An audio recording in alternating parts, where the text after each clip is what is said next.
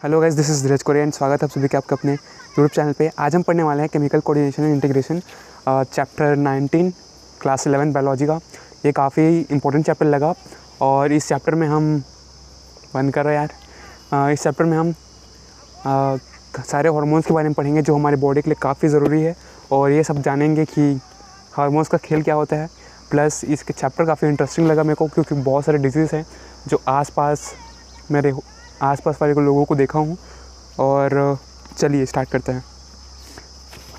Chapter number 19 chemical coordination integration.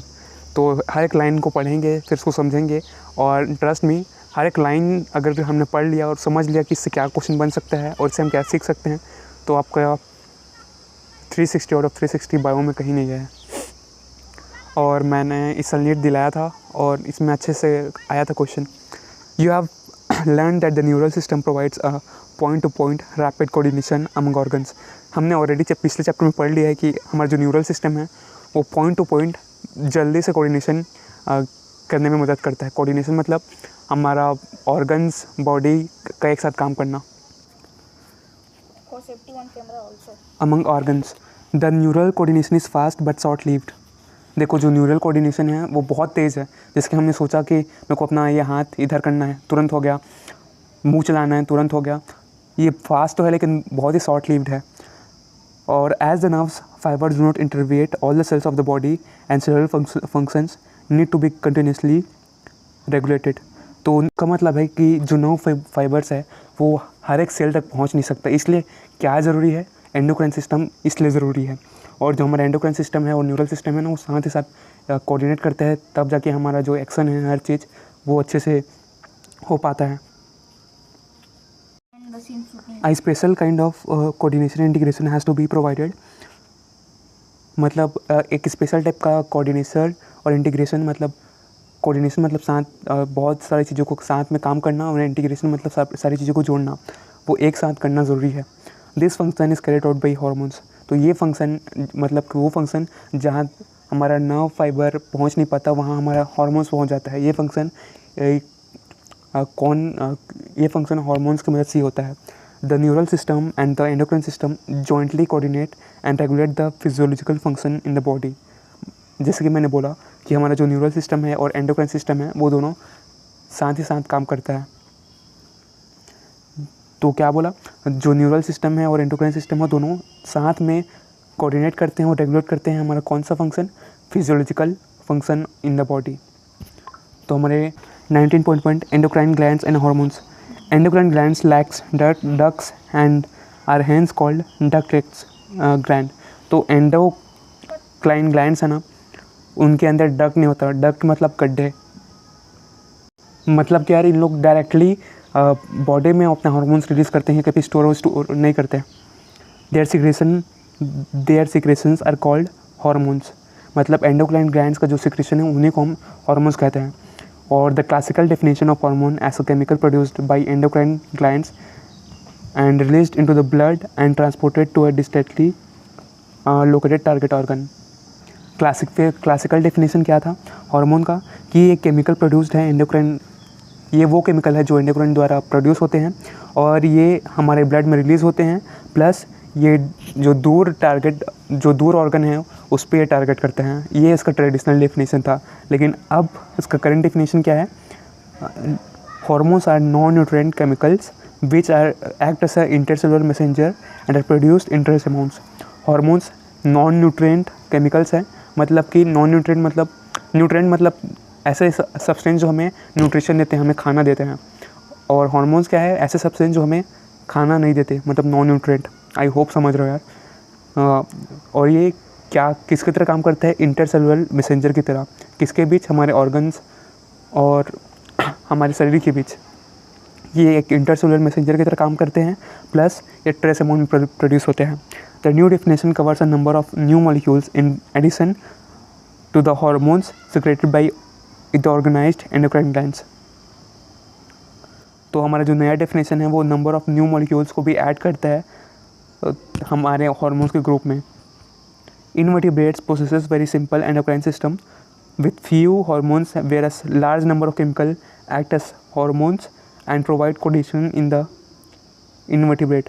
तो ये देखो यार, हमारा जो इनवर्टिब्रेट्स है, इनवर्टिब्रेट्स मतलब जिनका रीढ़ की वो जानवर जिनके रीढ़ की हड्डी नहीं होते, उनके अंदर जो हॉर्मोन्स है वो कम होते हैं किसके मुकाबले, वर्टिब्रेट्स के मुकाबले, और काफ़ी सिंपल एंडोक्राइन सिस्टम होते हैं उनके अंदर।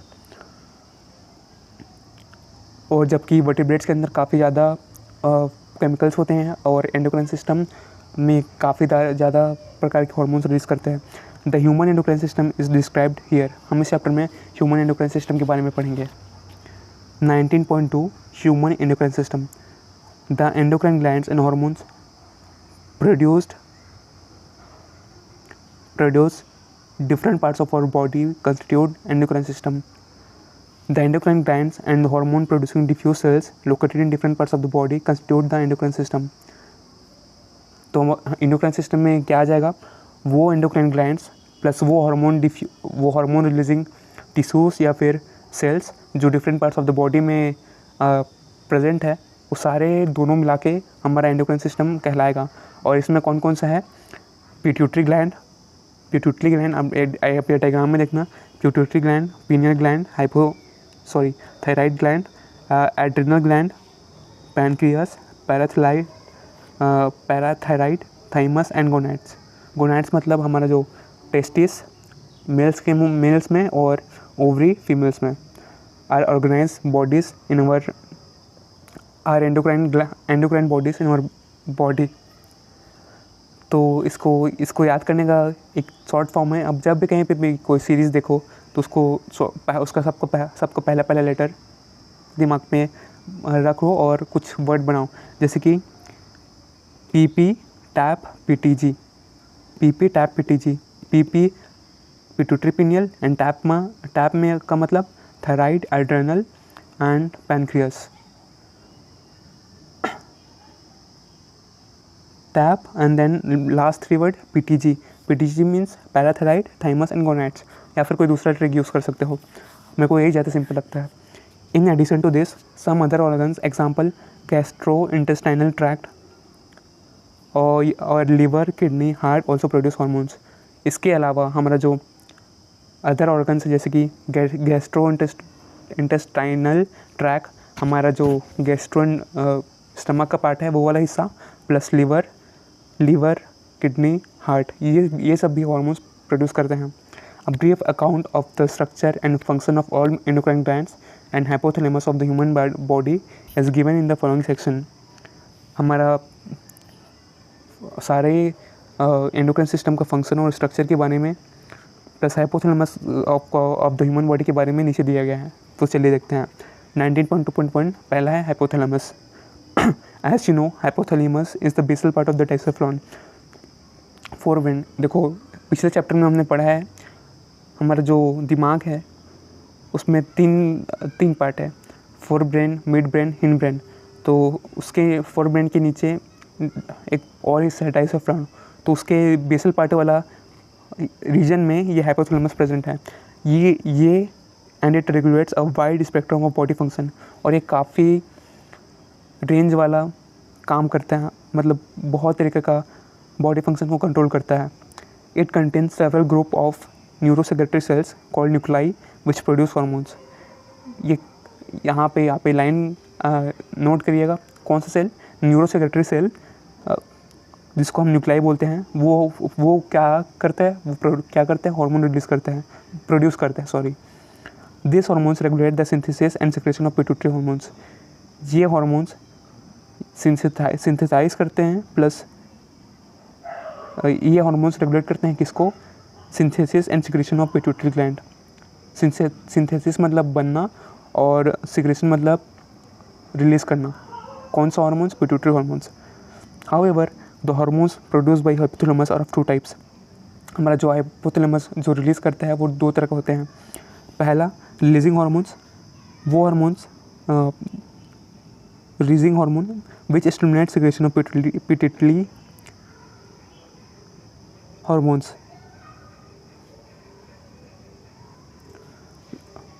क्या बोलते हैं, रिलीजिंग हार्मोन्स वो हार्मोन्स हैं जो स्टिमुलेट करते हैं पिट्यूटरी को, ताकि वो हार्मोन्स रिलीज़ करने के लिए रिलीज मतलब पिट्यूटरी को ये आज्ञा देते हैं कि ये हार्मोन्स रिलीज़ कर सकता है, इसको हम रिलीजिंग हार्मोन्स कहते हैं।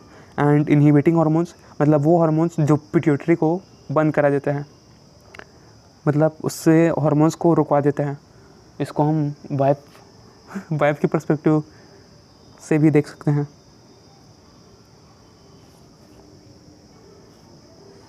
For example a hypothalamic hormone called gonadotropin releasing hormone GnRH stimulate the pituitary synthesis.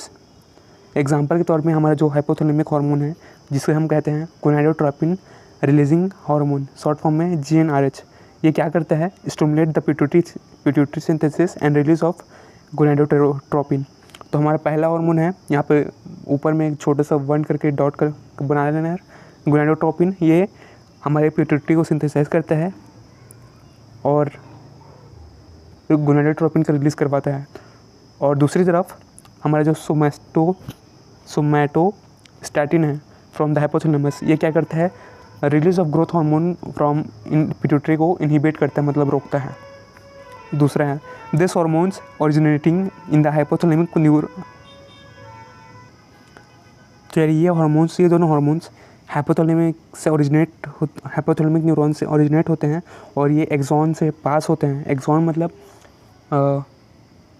हमारा जो न्यूरॉन क्या बोलते हैं, न्यूरॉन सेल है, उसमें जो पार्ट है उसका हिस्सा है, बीच का हिस्सा एक्सॉन।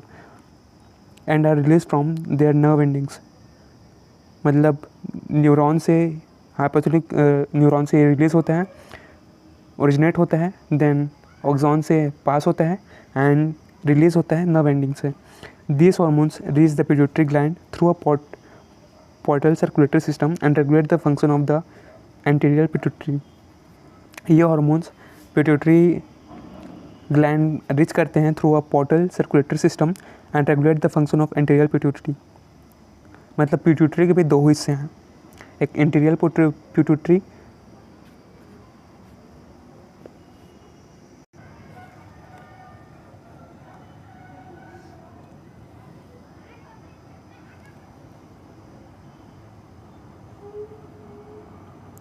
ये this hormones reach the pituitary gland through portal circulatory system.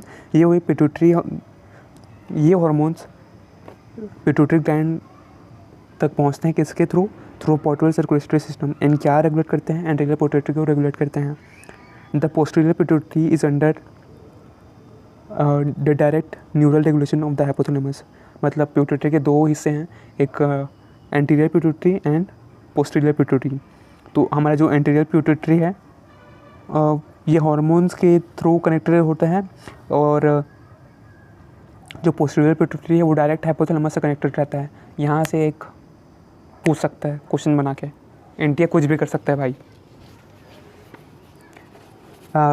19.2.2 the pituitary gland. The pituitary gland is located in bony cavity called sella turcica and is attached to hypothalamus by a stalk.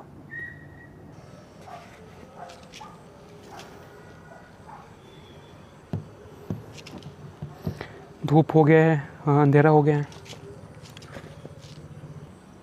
The pituitary gland is located in bony cavity called sella turcica and is attached to hypothalamus by a stalk. तो हमारा जो pituitary gland है वो एक बोनी cavity से connected रहता है। यार काफ़ी बेकार लग रहा हूँ, आँख भी दर्द हो रहा है, नीचे चलते हैं। Pituitary gland is located in bony cavity called sella turcica and is attached to hypothalamus by a stalk. तो हमारा पिट्यूटरी ग्लैंड है वो बोनी कैविटी, एक बोनी कैविटी से कनेक्टेड रहता है, लोकेटेड रहता है वहाँ पे, जिसका नाम है सेला टर्सिका, एंड हाइपोथैलेमस से एक स्टॉक से अटैच रहता है। And it is anatomically divided into, anatomically मतलब अंदर से, into adeno hypophysis and neuro hypophysis.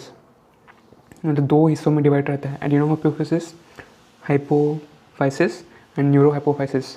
Adeno hypophysis consist of 2 portion, 2 portion से कंसिस्ट रहता है। Adeno hypophysis, my mistake. पहला है पार्स डिस्टालिस एंड दूसरा रीज़न है पार्स इंटरमीडिया। मतलब एडिनो हाइपोफिसिस के भी 2 हिस्से हैं, एक parse डिस्टालिस and parse intermedia. The pars distalis region of pituitary commonly called anterior pituitary produce करते हैं growth hormone GH and prolactin PRL पहला, एंड दूसरा इज़ प्रोलैक्टिन PRL, एंड तीसरा is thyroid stimulating hormone TSH। चौथा adeno कॉर्टिकोट्रोपिक hormone ACTH, and पांचवा luteinising hormone, and छठा follicular stimulating hormone. ये pars distalis produce करते हैं, and the pars intermedia produces only one hormone called melanocyte stimulating hormone. Remember, कौन सा parse intermedia खाली एक ही हार्मोन रिलीज करता है, वो कौन सा है? Melanocyte stimulating hormone. Neurohypophysis pars nervosa also known as posterior pituitary stores and release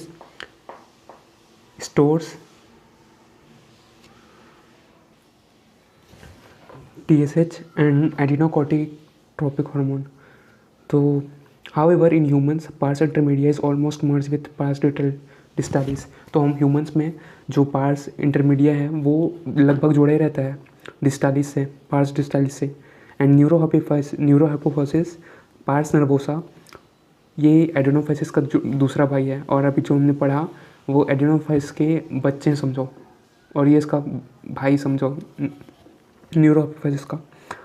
parse nervosa also known as posterior pituitary stores and releases two hormones called oxytocin and vasopressin. ये दो hormones store करके रखता है और release करते हैं कौन सा? Oxytocin and vasopressin, which are actually synthesized by the hypothalamus and are transported axonally to neurohypophysis. Over secretion of GH, तो ये न्यूरोहाइपोफाइसिस किससे मतलब इसको हाइपोथैलेमस बना के रखता है, मतलब सिंथेसाइज मतलब बनाता है, और ये ट्रांसपोर्ट होता है एक्सोनली टू न्यूरोहाइपोफाइसिस। एक्सोनली मतलब एक्सॉन्स है, न्यूरोहाइपोफाइसिस में ट्रांसफ़र होकर रखता है। और ओवर सिक्रेशन ऑफ कुछ हार्मोन्स हैं जैसे कि ग्रोथ हार्मोन्स। अब over secretion of GH stimulates abnormal growth of the body leading to gigantism. अगर ग्रोथ हार्मोन ज़्यादा रिलीज होगा बॉडी में तो एक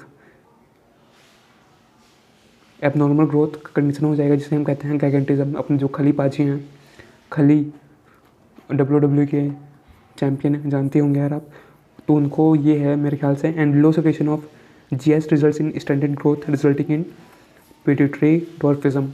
अगर ये कम हुआ तो एक दूसरा कंडीशन हो जाएगा जिससे हमारा ग्रोथ है वो काफ़ी रुक जाएगा, इसे हम पिट्यूटरी डॉर्फिज्म कहते हैं। अगर excess secretion of growth hormone in adults especially in middle age can result in severe disfigurement especially of face called acromegaly. अगर जो ग्रोथ हार्मोन है वो मिडिल एज में मतलब 20 साल से ऊपर मेरे ख्याल से, फिर 30-40 की एज में अगर ये बढ़ा तो एक दूसरा रेयर कंडीशन हो जाएगा जिसे कहते हैं एक्रोमेगाली। हमारा फेस टेढ़ा मेढ़ा हो जाएगा, विच में lead to serious complication and premature death if unchecked, जिससे हमारा मौत भी हो सकता है अगर चेक नहीं हुआ तो। विच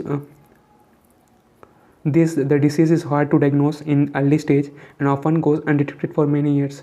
इसे डायग्नोस करना काफ़ी मुश्किल है अर्ली स्टेज में, एंड अनडिटेक्टेड रहता है काफ़ी सालों तक, until changes in external features become noticeable, जब तक कि बाहर में कोई दूसरा चेंज ना आए। The disease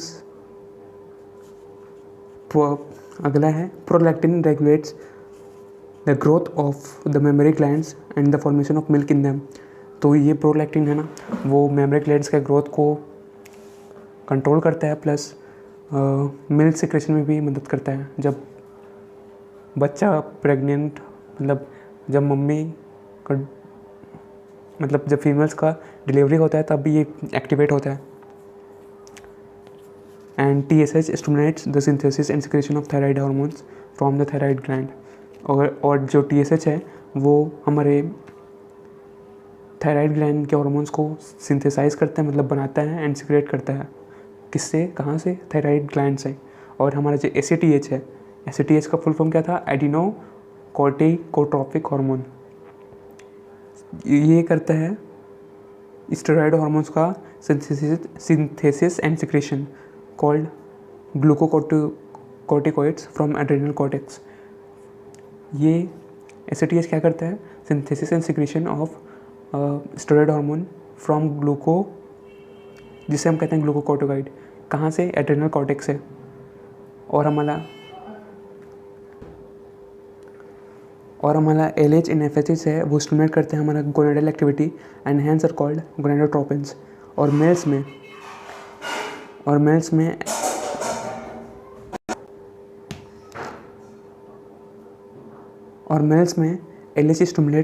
LH stimulates the synthesis and secretion of hormones called androgens from testes।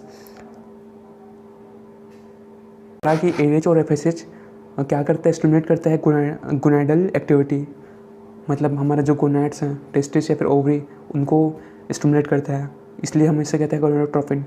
हमारा जो LH है वो मेल्स में सिंथेसिस एंड सिक्रीशन करते हैं एंड्रोजन्स का फ्रॉम टेस्टिस। और मेल्स में FSH क्या करता है? FSH and androgen regulate spermatogenesis, मतलब स्पर्म बनाने के काम करता है FSH एंड एंड्रोजन। और फीमेल्स में LH क्या करता है? LH induces ovulation of fully mature follicles, Graafian follicles, and maintains the corpus luteum from the remnants of the Graafian follicles after ovulation। तो फीमेल्स में LH क्या करता है? फुली मैच्योर फॉलिकल्स को इंड्यूस करता है, मतलब इंड्यूसेस मतलब प्रेरित करना, ओवरी फॉलिकल्स को इंड्यूस करते हैं। और प्लस कॉर्पस लूटियम है, ये हमारा जो क्या बोलते हैं पीरियड्स हैं होते हैं, वो वहाँ पे कॉर्पस लूटियम होता है। Form from the remnants of the Graafian follicles after the ovulation. जब भी ओवुलेशन होता है, मतलब जब भी एक रिलीज होता है, तब ग्राफियन फॉलिकल्स यार हम रिप्रोडक्शन चैप्टर में पढ़ेंगे ग्राफियन फॉलिकल्स। फिर भी जब जाइगोट बनता है, मेल और फीमेल गैमेट जब बनता है तो जाइगोट बनता है। जाइगोट फर्दर डिवाइड होके ग्राफियन फॉलिकल्स बनते हैं। और FSH स्टिमुलेट करता है growth and development of females के केस में बता रहे हैं। FSH क्या करता है? Growth and development of ovarian follicles in females. FSH growth और डेवलपमेंट का मदद करता है फीमेल्स में, इसका ओवियल फॉलिकल्स का। एंड MSH क्या करता है? MSH acts on the melanocyte and regulates pigmentation of the skin. मतलब यही रीज़न है हमारी गोरे वगैरह होने का। कोरियन लोग के में ज़्यादा होता होगा। Anyways, melanin containing cells regulates pigmentation of the skin. Oxytocin acts on the smooth muscle of our body. Oxytocin है हमारे स्मूथ मसल में एक्ट करता है एंड क्या करता है? उनका कॉन्ट्रैक्शन कराता है। और फीमेल्स में it stimulates vigorous contraction of uterus at the time of birth, मतलब जब भी डिलीवरी होने वाला होता है तब ऑक्सीटोसिन एक्ट करता है और ये डिलीवरी करवाता है मसल्स का कॉन्ट्रैक्शन करवा के। And milk ejection from the mammary glands, plus milk ejection कराने में मदद करता है मेमरी ग्लैंड से। Vasopressin acts mainly at the kidney and stimulates reabsorption of water and electrolytes by the distal tubules and thereby reduces loss of water through urine diuresis. हमारा जो vasopressin है वो मेनली किडनी पे काम करता है और रीअब्जॉर्प्शन ऑफ वाटर करवाता है और इलेक्ट्रोलाइट्स का भी कहाँ से? डिस्टल ट्यूब्यूल से। डिस्टल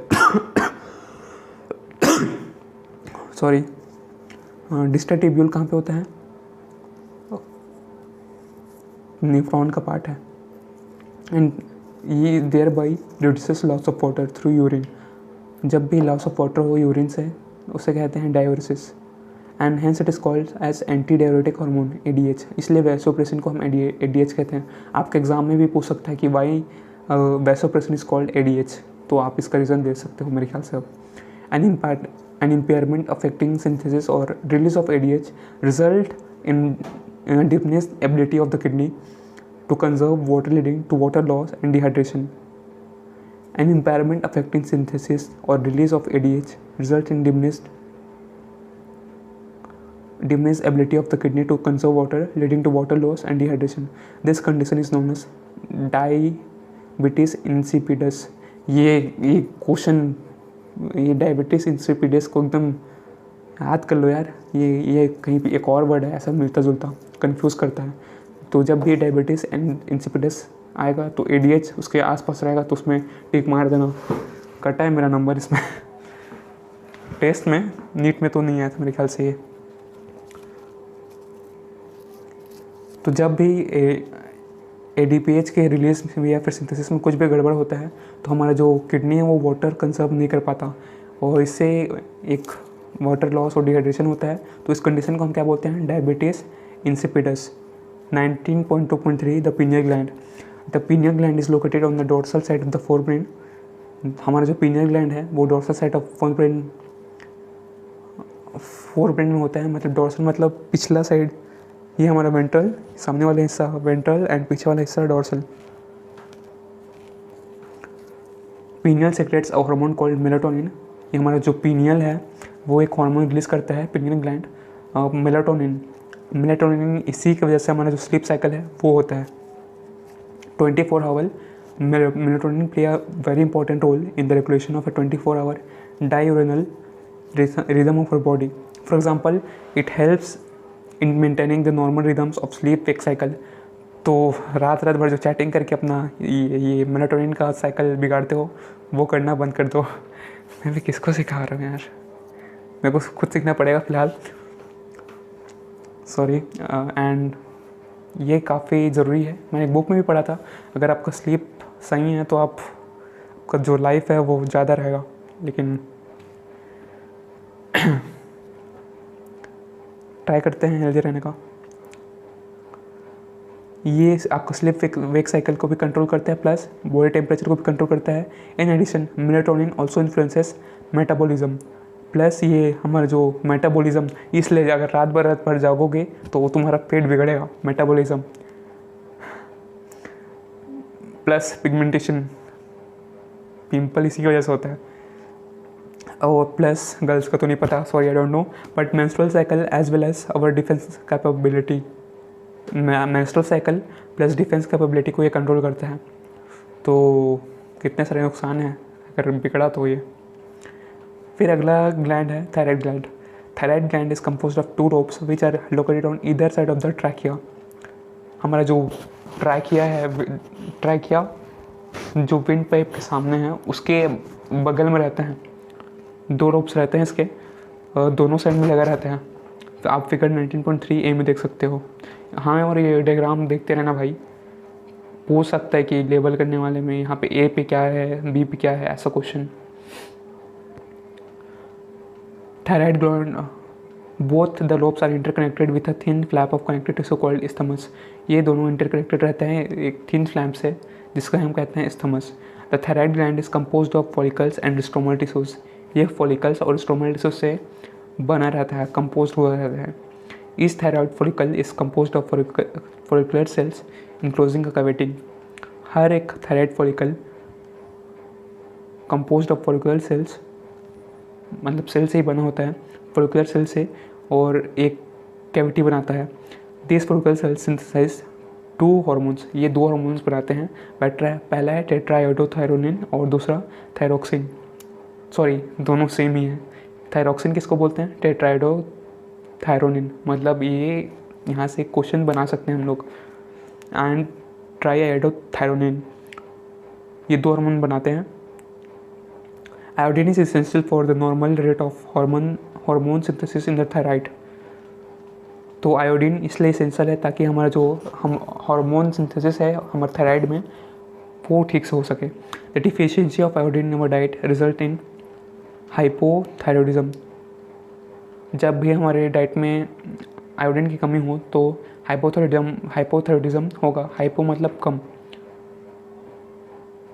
और इस वजह से हमारे जो थायराइड ग्लैंड का ना इनलार्जमेंट हो जाएगा, मतलब बड़ा हो जाएगा. और कईयों को देखोगे तो आपका गोइटर हो जाता है उनको. और hypothyroidism during pregnancy causes defective development and maturation of growing baby leading to stunted growth, cretinism. अगर मदर को हाइपोथायराइडिज्म हो गया प्रेगनेंसी के दौरान तो बच्चा क्रेटिनिज्म से गुजरेगा, जिससे बच्चे का ठीक से ग्रोथ नहीं होता और स्टंटेड ग्रोथ होता है, प्लस मेंटल रिटार्डेशन। मतलब वो मेरी बहन ही है यार, ये मेरे ख्याल से ये case. Low intelligence quotient, abnormal skin, deaf mutism etcetera. तो ये सारी चीज़ हो सकते हैं। इनके अंदर मेंटल रिटार्डेशन होगा, मतलब दिमाग की थोड़ा कमी, plus low intelligence, abnormal skin, plus deaf mutism etcetera, ये सब हो सकते हैं। In adult women hypothyroidism may cause menstrual cycle to become irregular. Adult women में उनका जो मेंस्ट्रुअल साइकिल है वो बिगड़ सकता है due to cancer of the thyroid gland or due to development of nodules of the thyroid gland. The rate of synthesis and secretion of thyroid hormones is increased to abnormal high levels, leading to a condition called hyperthyroidism. अगर cancer हुआ thyroid gland में और due to the development of nodules of thyroid glands, तो जो rate of synthesis है या फिर secretion है थायराइड हार्मोन्स का वो बढ़ जाएगा, हाई लेवल हो जाएगा, जिस वजह से हाइपरथायराइडिज्म हो जाएगा। हाइपर मतलब ज़्यादा एंड हाइपो मतलब कम, जिस वजह से हमारा बॉडी का फिजियोलॉजी है वो एडवर्सली अफेक्ट होगा। और exophthalmic goiter is form of hyperthyroidism. Exophthalmic goiter है वो इसी का रूप है।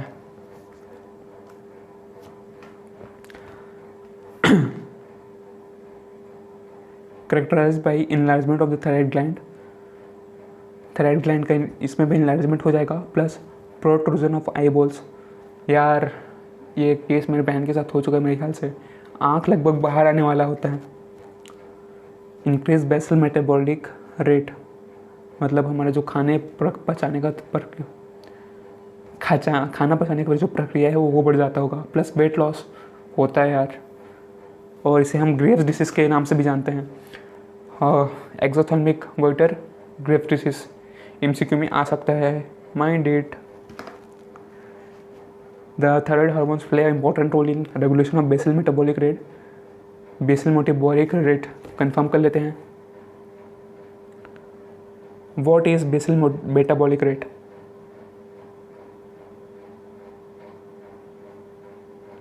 The amount of energy your body uses at rest to maintain basic bodily functions such as breathing, circulation and growth.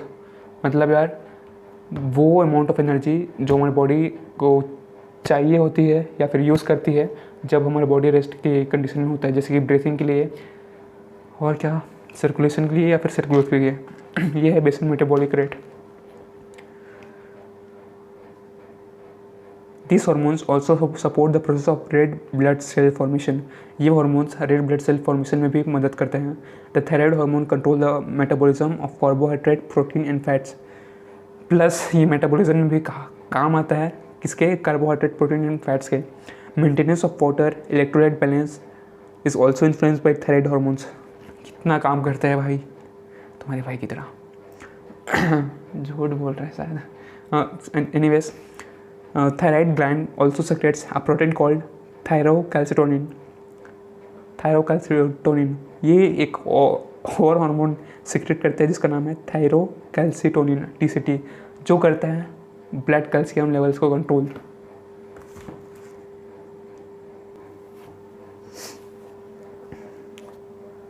Parathyroid hormones, अगला hormone, पांचवा hormone in humans. 4 parathyroid hormone.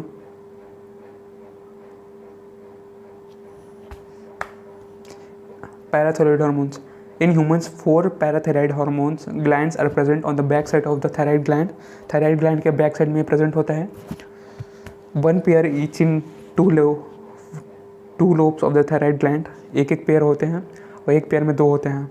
यहाँ पे एग्जांपल दिया हुआ है 19.3b। The parathyroid gland secrete a peptide hormone called parathyroid hormone. The parathyroid glands है वो peptide hormone release करते हैं जिसका नाम है parathyroid hormone, PTH. The secretion of PTH is regulated by circulating levels of calcium ions. तो जो PTH है किसके द्वारा रेगुलेट होता है? कैल्शियम आयंस के द्वारा। Parathyroid hormones increases the calcium levels in the body. ये हमारे बॉडी के अंदर कैल्शियम लेवल्स बढ़ाता है। And PTH acts on bones and stimulates the process of bone reabsorption, dissolution and demineralisation. तो ये बोन्स में भी मदद करते हैं यार, क्या करने के लिए? रिजॉर्प्शन, बगल में मीनिंग देख लेना। And PTH also stimulates the reabsorption of calcium by renal tubules and increase calcium absorption from digested food. मतलब ये अब्सॉर्प्शन में मदद करता है किसका? कैल्शियम कैल्शियम कैल्शियम, हर जगह कैल्शियम, चाहे वो रीनल ट्यूब्यूल हो या फिर कहाँ यहाँ डाइजेस्टेड फूड हो। It is thus clear that PTH is hypercalcaemic hormone. जब भी एक वर्ड दिख जाए हाइपर कैल्शियमिक हार्मोन, तो क्या बोलोगे तुम लोग? PTH।